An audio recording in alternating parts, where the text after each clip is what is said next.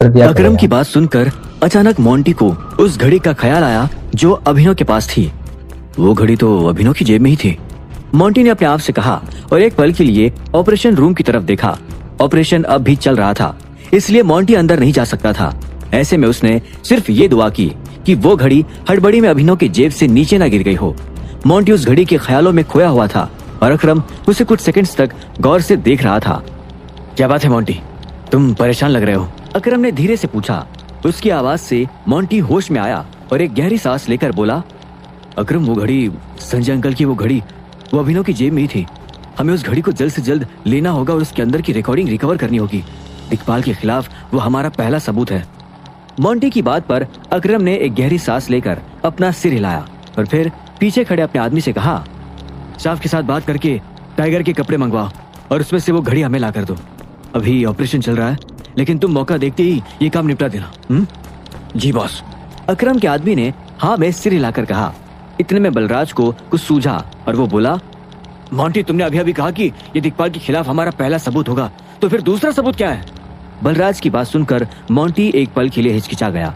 दूसरा सबूत दिक्पाल के एक्सपेरिमेंट से जुड़ा था, जिसकी रिपोर्ट पुणे में बैठी त्रिशा बनाने वाली थी। ऐसे में मोंटी को एहसास हुआ कि उसे जल्द से जल्द त्रिशा से बात करने की जरूरत थी। बोलो मोंटी, दूसरा सबूत क्या है?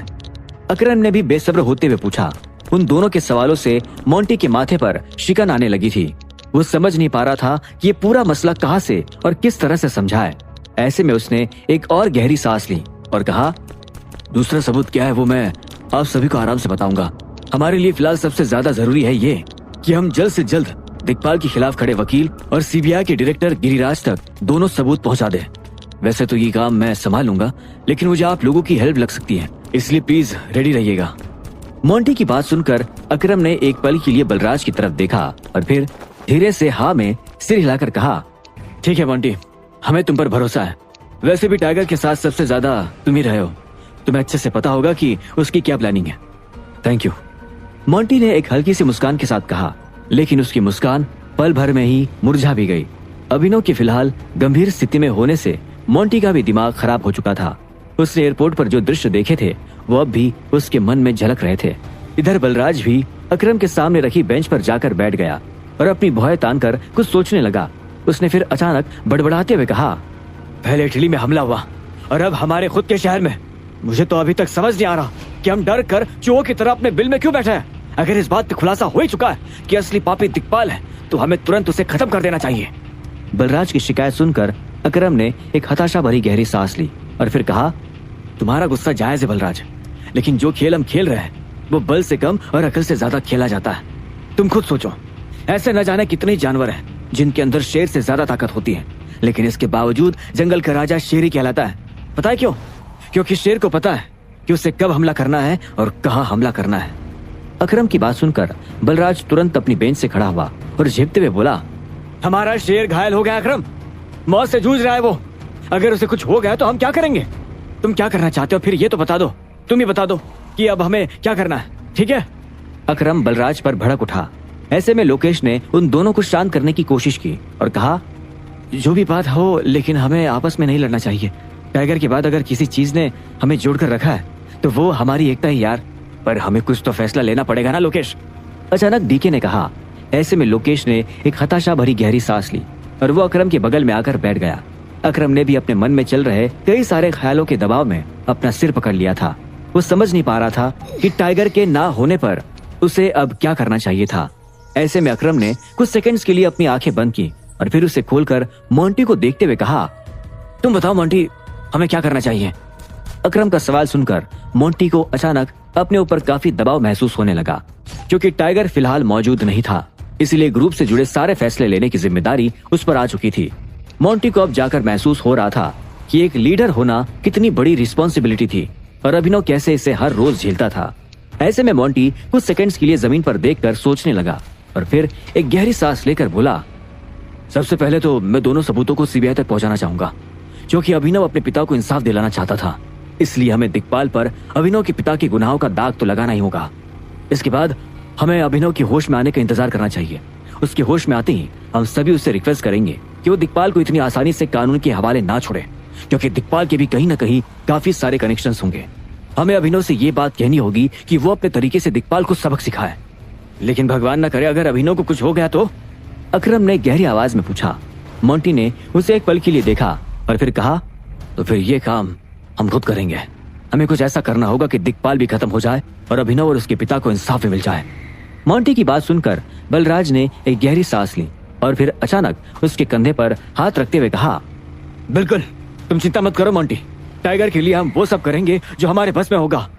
इधर अकरम ने भी मोंटी की बात पर हाँ में सिर हिलाया और फिर कहा, ठीक है, इस प्लान के हिसाब से मोंटी तुम्हें अपने काम पर लग जाना चाहिए। अकरम फिर बलराज की तरफ देखकर आगे बोला, बलराज, इस पूरे हॉस्पिटल की सिक्योरिटी एकदम टाइट कर दो। हो सकता है दिक्पाल यहाँ पर भी हमला करने की कोशिश करे। हाँ, मैं अभी के अभी अपने सबसे तेज लोगों को यहाँ तैनात कर देता हूँ, बलराज ने जोश के साथ कहा।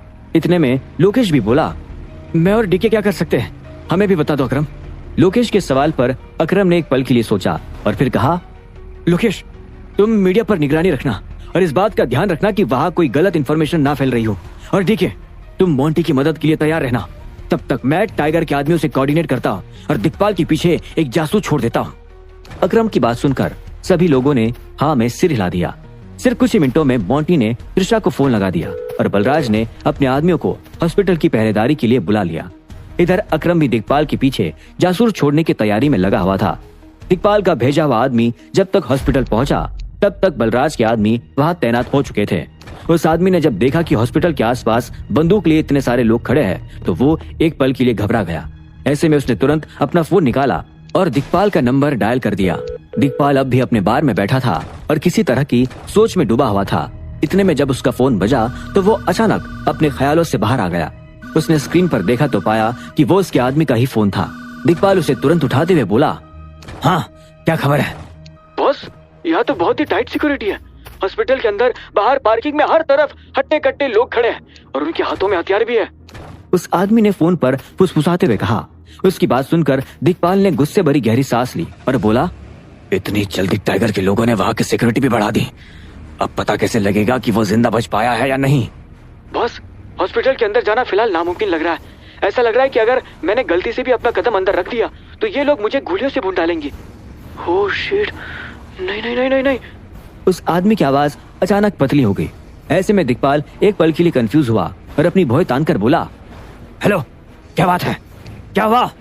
उधर बलराज के एक गार्ड ने दिक्पाल के आदमी को देख लिया था। ऐसे में वो चलकर उसके पास आने लगा और दिक्पाल का आदमी उसे आते देख बुरी तरह घबरा गया। बॉस, एक गार्ड ने मुझे देख लिया, वो मेरे पास आ रहा है। उस आदमी ने हाफते हुए कहा। उसकी बात सुनकर दिक्पाल झेपते हुए बोला, तो तू वहां खड़ा खड़ा क्या कर रहा है? भाग वहां से, गधा साला। अपनी बात खत्म कर दिक्पाल ने तपाक से फोन काट दिया। उसका आदमी भी अपना फोन जेब में रखते हुए तुरंत पलटा और तेज कदमों के साथ वहां से निकलने लगा।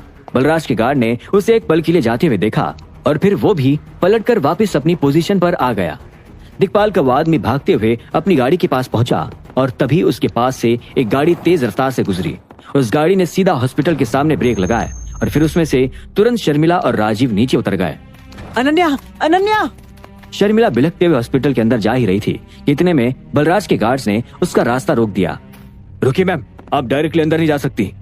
इतने में राजीव हाफता हुआ उसके पास आया और बोला, हमारी बेटी अंदर एडमिट है, हमें उससे मिलने जाना है, रास्ते से हटो यार। बेटी एडमिट है तो फिर मेरे साथ आओ, रिसेप्शन पर डिटेल्स वेरीफाई करवाओ, उस गार्ड ने भारी आवाज में कहा। ऐसे में शर्मिला सिसकते हुए राजीव की तरफ देखने लगी। राजीव को भी इस वक्त लाचारी महसूस हो रही थी। शर्मिला, तुम यही वेट करो, मैं रिसेप्शन पर जाता हूँ। राजीव इस गार्ड के साथ रिसेप्शन की तरफ बढ़ने लगा और इधर गेट पर खड़ी शर्मिला फूट फूट कर रोने लगी। अनन्या अभी तो हॉस्पिटल से ठीक होकर आई थी, उसे फिर से क्या हो गया? हे भगवान, तू क्यों मेरे बच्चे की परीक्षा ले रहा है? शर्मिला ने रोते हुए कहा। इतने में फोन पर बात करते हुए मोंटी हॉस्पिटल की लॉबी में आ गया। हाँ, वो रिपोर्ट बहुत जरूरी है, उसे जल्द से जल्द भेजो। इतना कहकर मोंटी ने फोन काट दिया। तभी उसकी नजर गेट पर खड़ी एक औरत पर पड़ी जो जोर जोर से रोए जा रही थी। मोंटी को यह भी एहसास हुआ कि वो रोते हुए बार बार किसी अनन्या का नाम ले रही थी। इतने में मोंटी को रिसेप्शन की तरफ एक मर्दाना आवाज सुनाई दी। मैं अनन्या सिंह का पिता हूँ, राजीव सिंह। मेरे साथ सिर्फ मेरी वाइफ आई है। सॉरी, लेकिन सिक्योरिटी के कारण हम सिर्फ आपको अंदर जाने दे सकते हैं। आपकी वाइफ को यही इंतजार करना होगा, बलराज के गार्ड ने राजीव से कहा। ऐसे में राजीव चिढ़ता हुआ बोला, ये तुम क्या बकवास कर रहे हो? अनन्या हम दोनों की बेटी है, तुम हमें इस तरह से रोक नहीं सकते। राजीव की बात पर उस गार्ड ने फिर से ना में सिर हिलाया। हालांकि इससे पहले कि वो कुछ बोल पाता, उसे अपने पीछे से एक गहरी आवाज सुनाई दी, इन्हें और इनकी वाइफ को अंदर जाने दो। जब गार्ड ने पलट कर देखा तो पाया कि वो मोंटी ही था। मोंटी को देखकर उस गार्ड की आंखें बड़ी हो गई और वो तुरंत बोला, आप इन्हें जानते बॉस? उसके सवाल पर मोंटी ने एक गहरी सांस ली और कहा, जितना ऑर्डर दिया है उतना करो। अपनी बात कहकर मोंटी पलटा और फिर से हॉस्पिटल के अंदर जाने लगा। गार्ड ने एक पल के लिए उसे जाते देखा और फिर एक हताशा भरी गहरी सांस लेकर राजीव की तरफ घूमकर कहा, ठीक है, आप लोग अंदर जा सकते हो। Thank you so much. Rajiv ने हाथ जोड़ते हुए कहा और वो तुरंत शर्मिला के पास आ गया। चलो शर्मिला, जल्दी चलो। उधर ऑपरेशन थिएटर का भी अचानक से दरवाजा खुला और धीमे कदमों के साथ डॉक्टर बाहर आ गया। उसे आते देख वहां बैठे टाइगर ग्रुप के सभी लोग अपनी अपनी जगह से खड़े हो गए और डॉक्टर के बोलने का इंतजार करने लगे। अब आगे क्या होगा? अभिनव को लेकर डॉक्टर क्या खबर देगा? अनन्या को फिर से क्या हुआ होगा? और अब क्या करेगा दिक्पाल? क्या होंगे इन सभी सवालों के जवाब? जानने के लिए सुनते रहिए आगे। गाइस वीडियो पसंद आए तो जल्दी से सब्सक्राइब करो, नेक्स्ट एपिसोड जल्दी आने वाला है, ठीक है।